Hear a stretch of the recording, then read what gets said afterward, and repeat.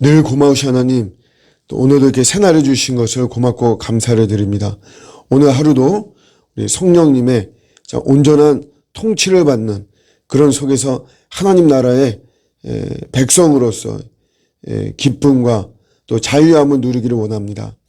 늘 어느 곳으로 튈지 모르는 참 이런 중심 없는 저희들인데 예수님이 나의 중심이 되어주시고 또 말씀이 나의 중심이 되어주셔서 항상 주님 안에 거하는 은혜가 임하게 하시고 또 그것이 가장 참된 안식과 또 평화와 기쁨이 정말 되는 줄로 믿습니다. 주님 감사드리고요. 또 백신을 맞는 이런 과정 속에 있습니다. 이런 모든 전 과정 속에 또 우리 하나님의 은혜가 임하도록 저희들 돌봐주시고 또 조급해하거나 또 어떤 두려움이 또 저희들 엄습하지 못하도록 막아주시고 항상 이 말씀 붙잡고 또 기도하고 주님 예배하는 이런 속에서 평화를 누리며 나가는 오늘 하루 또 저희들 인생이 되게 하여 주시옵소서. 감사드리고 예수님의 이름으로 기도드립니다. 아멘. 오늘 주시는 말씀은 시편 47장 9절 말씀입니다. 문나라의 고관들이 모이며 아브라함의 하나님의 백성이 되도다. 세상의 모든 방패는 하나님의 것이며 그는 높임을 받으시리로다. 아멘. 전체적으로 하나님을 높이는 그런 내용입니다. 문나라의 고관들이 모인다라고 하는 것은 지금으로 치자면 그 외교 사절단을 의미하는 거죠. 고관은 그 나라를 대표하는 것입니다. 그래서 문나라의 고관들, 여러 나라의 그런 그 나라를 대표하는 이런 사람들이 모이고 그들이 모여서 뭐 하냐면 아브라함의 하나님의 백성이 된다는 것입니다. 그러니까 이들이 하나님의 그 하나님 나라의 백성이 된다. 이방인들이죠. 이방인이 하나님의 백성이 되는 이런 모습이죠. 상상만 해도 참 대단합니다. 세상의 모든 나라의 그 대표자들이 다 와서 하나님의 백성이 되어서 하나님을 높인다. 또 두 번째는 세상의 모든 방패가 하나님의 것이다. 방패는 군사력을 말합니다. 군사. 그래서 세상의 모든 군사가 다 하나님을 이제 높인다라고 하는 거죠. 하나님의 소속이 된다라고 하는 거. 고대 시대에는 이렇게 군사가 다 하나의 깃발 아래에 모인다는 것은 대단한 것입니다. 그러니까 우리가 지금 전체적으로 본다면 이스라엘 백성들, 그 다음에 이방인들, 그 다음에 모든 군사력 이것들이 다 하나가 되어서 하나님을 높여드린다는 거죠. 이게 지금은 뭐 우리가 한번 이렇게 말하고 뭐 저도 이렇게 설교하고 여러분도 그냥 듣고 뭐 이러니까 그냥 그런 거구나 이렇게 생각할 수 있지만 이게 지금 구약 시대거든요. 구약에 쓰여진 것인데 구약의 세계관에서는 굉장히 대담한 내용인 것입니다.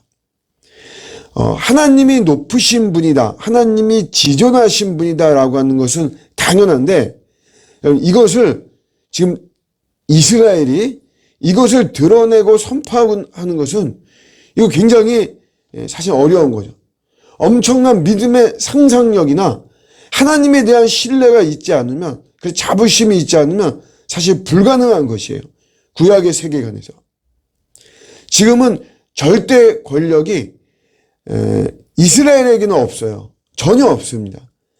당시에는 아수르라든가 바벨론이라든가 이것도 안 되면 블레셋이라든가 여러분 이런 나라들 소위 말하는 이런 제국이 절대 권력을 갖고 있는 거지 여기에 비하면 이스라엘은 굉장히 초라한 것입니다. 그런데 그러한 이스라엘이 우리 이스라엘뿐만이 아니라 이 세계의 모든 고관들 문나라를 대표하는 사람들까지 그러니까 결국 모든 나라가 다 하나님 안으로 들어온다는 거예요.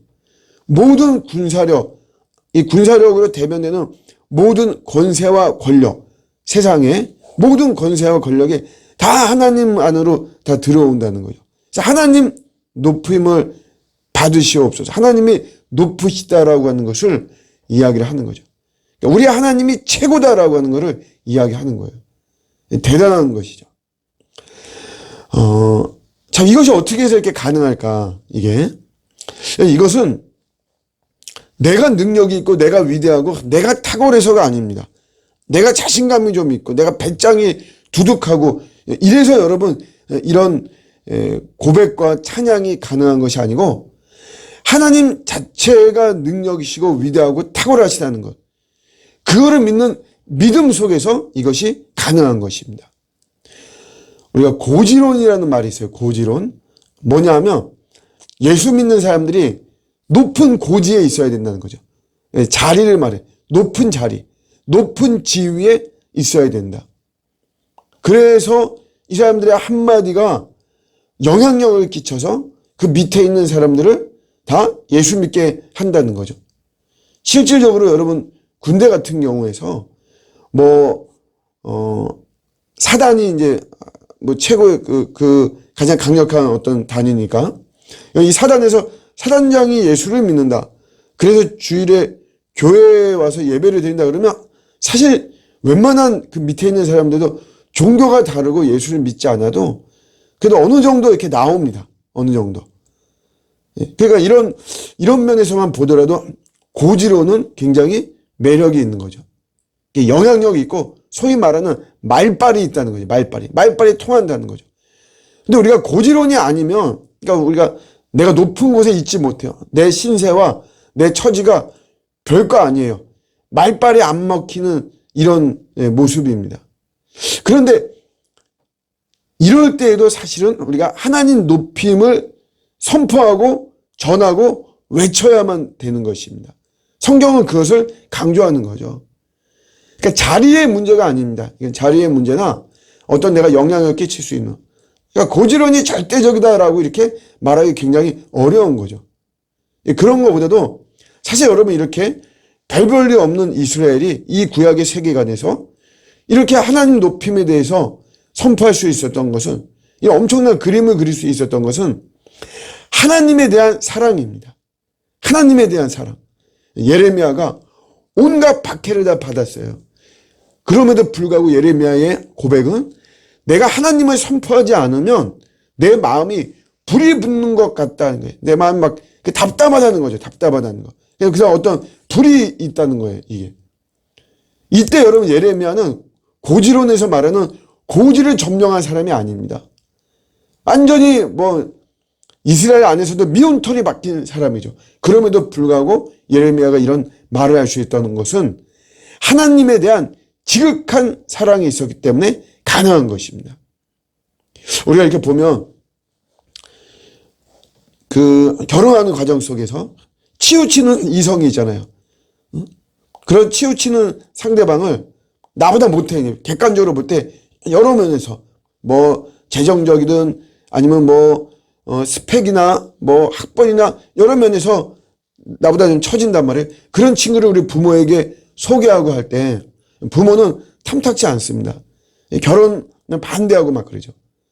그런데 그 당사자는 딸이라면 이 딸은 자기 앞으로 예비 신랑, 자기 지금 남자친구, 이 친구를 적극 옹호합니다. 굉장히 미래가 밝다, 가능성이 있다, 지금 스펙은 별 볼일 없지만 이런 사람이 아니다. 말도 안 되는 이야기를 막 하면서 상대방을 옹호하고 결국 결혼을 하려고 막 그러죠. 그 비결이 뭡니까? 비결이.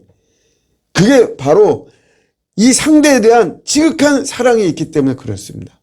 사랑이 있기 때문에 아주 대담하게 말이 안 되는 그런 말이라도 동원해서 그 부모를 설득하려고 하는 거죠. 상대에 대한 사랑입니다.